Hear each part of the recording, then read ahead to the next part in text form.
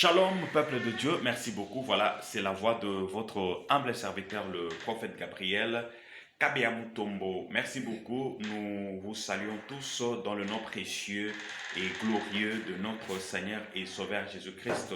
Alors, nous voulons prier avant de commencer notre enseignement de ce matin. Prions dans le nom de notre Seigneur et Sauveur Jésus-Christ. Nous te disons merci, nous te rendons infiniment des actions de grâce parce que tu es Dieu. En dehors de toi, il n'y a point de Dieu et il n'y en aura jamais. Merci Seigneur, assiste-nous, éloigne de nous tout esprit de mort, éloigne de nous tout esprit de maladie, dans le nom de notre Seigneur et Sauveur Jésus-Christ. Amen. Merci beaucoup, peuple de Dieu. Voilà, c'est la voix de votre humble serviteur, le prophète Gabriel. Alors, nous demandons à tout le monde, nous avons créé aussi notre groupe WhatsApp. Notre groupe WhatsApp, c'est juste pour avoir des enseignements sur WhatsApp. Alors, vous avez besoin de vous figurer dans notre groupe WhatsApp. Envoyez-nous tout simplement votre numéro à cette adresse plus 243 97 68 71 071. Là, quand vous envoyez votre numéro, et là, vous serez déjà enregistré parce que notre groupe est en caractère chrétien. Nous avons nos mamans, nous avons nos papas et là-bas, nous avons des exhortations, nous avons des prédications. Alors, nous avons aussi des conseils que nous donnons aux jeunes couples et aux couples mariés qui ont de difficultés. Voilà, nous vous bénissons dans le nom précieux et glorieux de notre Seigneur et Sauveur Jésus-Christ. Alors, à mon introduction, je disais qu'aujourd'hui, nous allons parler sur le type de la sorcellerie. Bien-aimés, laisse-moi vous dire, j'ai toujours dit, le combat spirituel est une réalité. Si tu ne t'engages pas dans le combat dans ta vie, le combat s'engagera sur toi. Voilà pourquoi, tout en étant sur la terre des humains, nous avons besoin de combattre. Comment est-ce qu'une personne peut combattre? La personne combat, c'est dans la prière. La personne combat, c'est dans le jeûne. La personne se combat, c'est dans la méditation de la parole de Dieu. Alors, je dis ceci qu'aujourd'hui, nous allons parler sur le type de la sorcellerie. Sur le type de la sorcellerie, alors nous avons premièrement la sorcellerie consciente. La sorcellerie consciente. Quand on parle de la sorcellerie consciente, c'est la sorcellerie. Une personne a un esprit de la sorcellerie, la personne est possédée par un esprit de la sorcellerie, la personne est consciente que voilà, moi je suis sorcier. Alors il fait tout ce qu'il peut faire pour détruire les gens, pour détruire les vies humaines. Alors deuxième type de la sorcellerie, nous avons la sorcellerie inconsciente. Dans la sorcellerie inconsciente, la personne ne connaît absolument rien, mais la personne est utilisée dans le monde des esprits. Troisième type, la sorcellerie du sang. La sorcellerie du sang, nous allons le développer encore. Voyez-vous, la sorcellerie du sang, ça travaille dans le sang. Vous êtes de quelle lignée? Vous êtes de lignée de chef coutumier. Alors, nous allons développer la sorcellerie du sang et la sorcellerie de pensée. Ça, ce sont deux types de la sorcellerie que nous avons énumérés ici pour permettre à tout le monde de bien comprendre notre enseignement sur la sorcellerie. Alors aujourd'hui, c'est comme je disais, je vais essayer de parler sur la sorcellerie consciente pour commencer. Bien aimé, quand vous allez écouter le message de prophète Gabriel, essayez de partager ces messages ici, partagez à tout le monde, à vos frères et sœurs de partout dans le monde, essayez de partager ces messages. Je crois que ces messages est tellement profond, ces messages est tellement important, ça édifie le peuple de Dieu. Voyez-vous? Alors, faites sûr qu'il ait ces messages ici, ça sera pour la gloire de notre Seigneur et Sauveur Jésus-Christ. Alors, nous allons prendre la Bible. Dans la Bible, vous avez vos Bibles à vous. Nous allons lire dans le livre de Matthieu. Matthieu 10, le verset 36. Matthieu 10, le verset 36. La parole dit ceci. Et l'homme aura pour ennemi les gens de sa maison. Matthieu 10, le verset 36. La parole dit, et l'homme aura pour ennemi les gens de sa maison. Alors, la Bible dit, l'homme aura comme ennemi les gens de sa maison.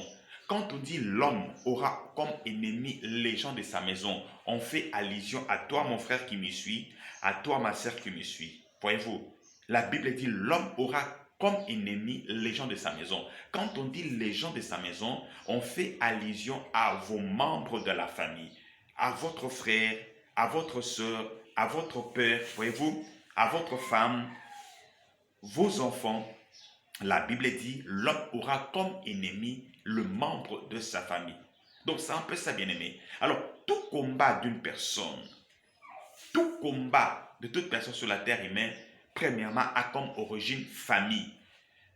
Premièrement, a comme origine famille. Moi, j'ai toujours dit ceci, si Dieu vous fait grâce dans votre vie, dans votre famille restreinte, d'où vous êtes né, votre papa, votre maman, si Dieu vous a fait grâce et qu'il n'y a pas un sorcier dedans, sachez-le que dans la famille élargie, il y a un sorcier.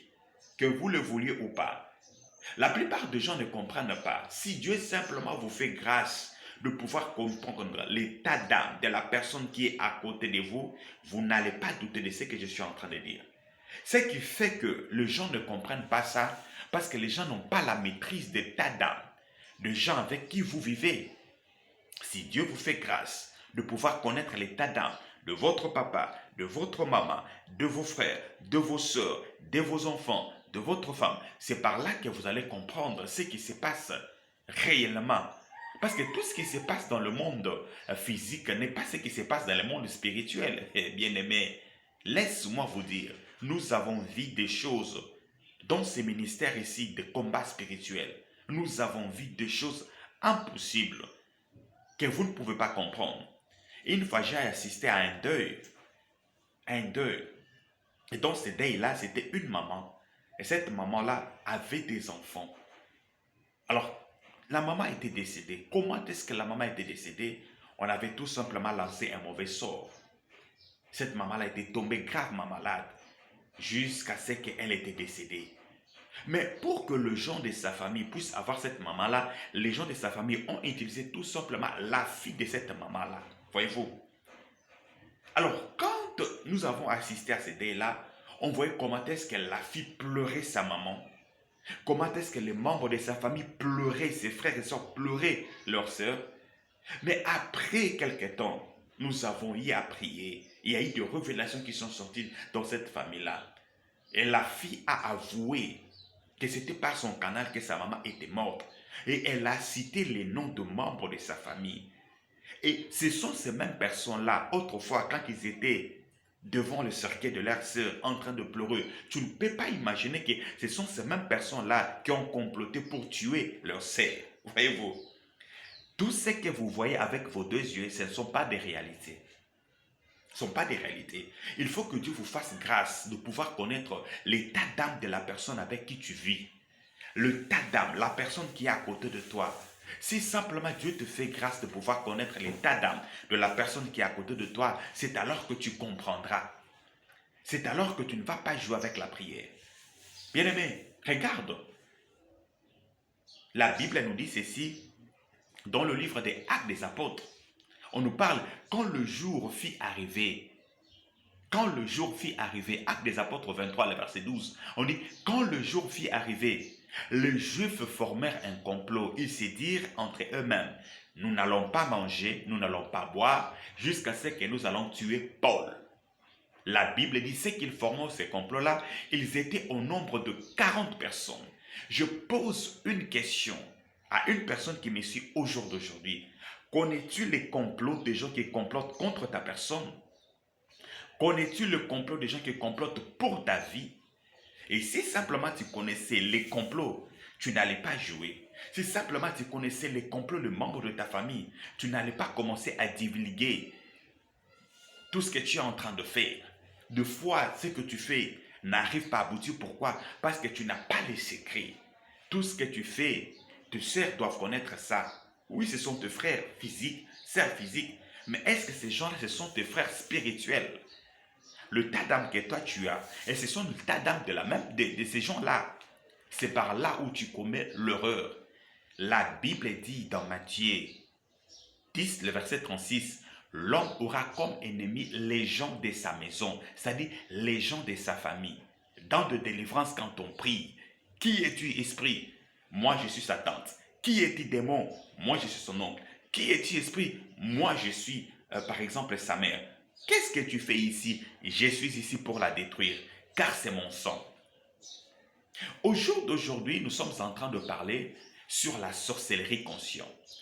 La sorcellerie consciente a comme objectif de pouvoir détruire la personne. La sorcellerie consciente a comme objectif de pouvoir tuer la personne. Quand on parle de la destruction, c'est-à-dire quoi? Tout ce que vous pouvez entreprendre ne va pas évoluer, frères et sœurs. Vous savez, nous, étant prédicateurs, étant pasteurs, étant serviteurs de Dieu, c'est comme, je prends un exemple typique, c'est comme de médecins.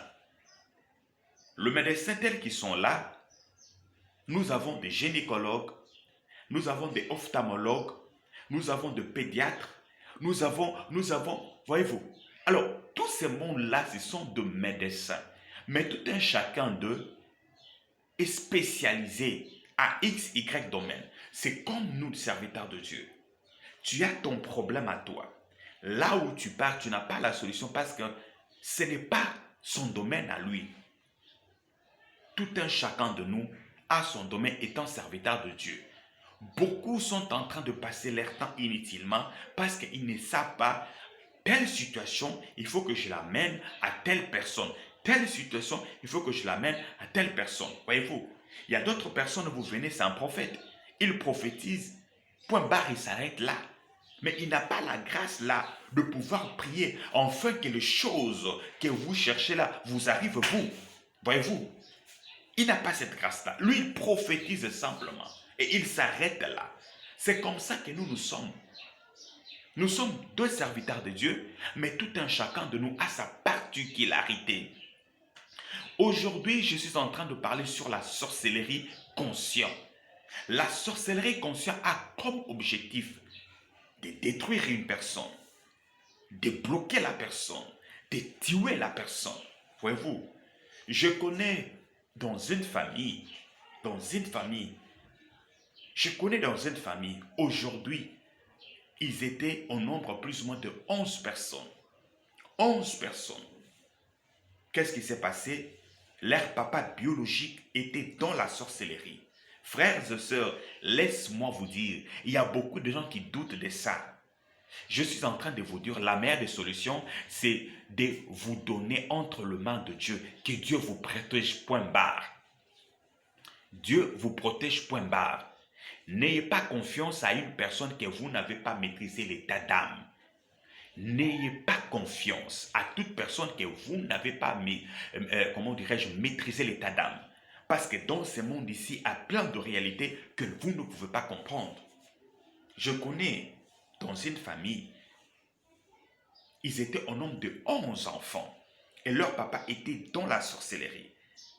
Beaucoup pensent que pour être sorcier, il faut être sale, il faut peut-être être pauvre. Non, bien-aimé. Le diable, sans chance là, il a développé le système.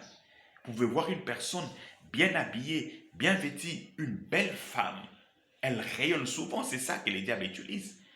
Il y a des sœurs qui viennent à l'église, vous la voyez, elle est très jolie, elle est très belle, mais c'est une missionnaire de Satan. Elle est sorcière, elle vient à l'église avec un objectif. Non, bien-aimé, enlevez cette hypothèse-là, que pour être possédé, pour être un sorcier, il faut être sale. Non, vous vous trompez. Ce papa-là, c'était quelqu'un qui avait étudié. Ce papa-là, il avait beaucoup d'argent. Il travaillait en ville. Il travaillait, voyez-vous, quelque part là, il était bien rémunéré, voyez-vous. Mais ce papa-là était sorcier. Il avait 11 enfants. On lui a demandé dans leur monde des ténèbres, sacrifie ta famille. Il a pris d'abord sa femme, il a sacrifié. Sa femme est tombée malade, atteinte de tuberculose pulmonaire. La femme est décédée. Il avait une fille en Europe, en France. Cette fille-là est tombée malade. Tuberculose pulmonaire. La fille est décédée. Après quelques temps, les gens commencent à dire, mais qu'est-ce qui se passe? Et ça continue, et ça continue. Ils sont restés au nombre de 2 jusqu'à ce qu'on a découvert. On a découvert le source de province, la source de problème. C'était leur papa. Et le papa a avoué que je suis dans la sorcellerie. Bien-aimés, donnez-vous dans la prière. Ayez le temps de pouvoir vous donner dans la prière. Faites très attention avec les enfants, surtout les enfants. N'allez pas laisser vos enfants chez n'importe qui parce qu'il parle français, parce qu'il a beaucoup d'argent. Surtout nos frères et sœurs, vous qui êtes en Europe là-bas. C'est bien de laisser les enfants dans le gardiennage, c'est bien de laisser les enfants chez ta voisine. Mais avant de laisser ton enfant, il faut avoir la maîtrise de la personne à qui tu confies ton enfant. Car le monde des esprits existe, la sorcellerie existe. La sorcellerie consciente a comme objectif de tuer, de bloquer. Là où vous remarquez que rien ne marche, des années et des années, là où vous remarquez que les situations sont tellement bloquées, laisse-moi te dire, il y a une force de la sorcellerie qui opère. Et quand vous entrez dans la prière, Dieu va vous révéler. Et quand Dieu vous révèle, quand vous priez, vous aurez la solution. J'aimerais maintenant prier pour une personne qui m'a suivi ce matin. Tendre Père, je prie pour ma soeur, mon frère. Seigneur, la Bible dit, l'homme aura comme ennemi le gens de sa famille. Toute personne qui est combattue, par l'influence de la sorcellerie, que la personne soit délivrée dans le nom de Jésus. Protège tes enfants. Au nom de Jésus. Amen. Merci beaucoup, peuple de Dieu. Voilà. C'est la voix de votre humble serviteur, le prophète Gabriel. Alors, vous voulez me contacter pour la consultation prophétique, n'hésitez pas. Appelez-moi à ce numéro, plus 243 97 68 71 071. Là, quand vous m'appelez, vous aurez directement le prophète et nous allons prier, nous allons demander à Dieu qu'il puisse vous orienter et que Dieu puisse vous délivrer. Jusqu'à là, restez bénis dans le nom de Jésus-Christ. Amen. À la prochaine. Merci.